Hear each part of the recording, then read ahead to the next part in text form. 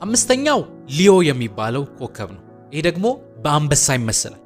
በዚህ ኮከብ ስር የተወለዳችሁ ሰዎች ከሐምሌ 16 እስከ ነሐሴ 16 መካከል የተወለዳችሁ ሰዎች ናችሁ ተብሎ ይታመናል። ሊዮዎች ደግሞ አሁን ካልኳችሁ ሌሎች ኮከቦች ምንድነው ለየት የሚያረጋቸው ካላችሁ እነዚህ ሰዎች ጥሩ መሪ በመሆን የሚታወቁ ሰዎች ናቸው። ሊዮዎች የትም ቦታ አስገባቸው they are the best leaders በመባል የሚታወቁ ሰዎች ናቸው። ለምንድነው the best leader የተባሉት? አንደኛ ኮንፊደንት ናቸው። በቃ ምንም ነገር ሲወስኑ ወስነው ኃላፊነት ከውሳኔያቸው በኋላ ለሚመጣ ነገር ኃላፊነት ለመውሰድ ዝግጁ የሆኑ ሰዎች ናቸው። ኮንፊደንት ናቸው። ምንም ነገር ኃላፊነት ለመቀበል የሚደፍሩ የጀግና የሆኑ ሰዎች ናቸው።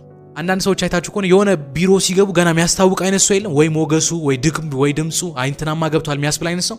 ሊዮዎች እንደዚህ ናቸው።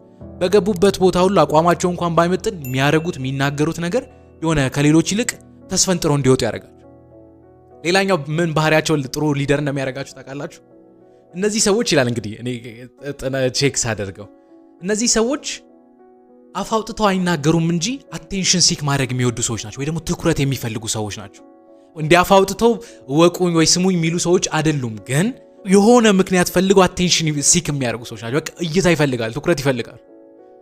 ምን ማሰብ ጀመርኩኝ? ያው እንግዲህ ፖለቲከኛ ስልጣን የሚያገኘው ትኩረት አግኝቶ አይደል አልኩኝ። ከዛ ውጪ ደግሞ ድራማቲክ ናቸው፣ የሆነ ድራማ መስራት የሚወዱ ሰዎች ናቸው። ይሄ እንዴት ነው?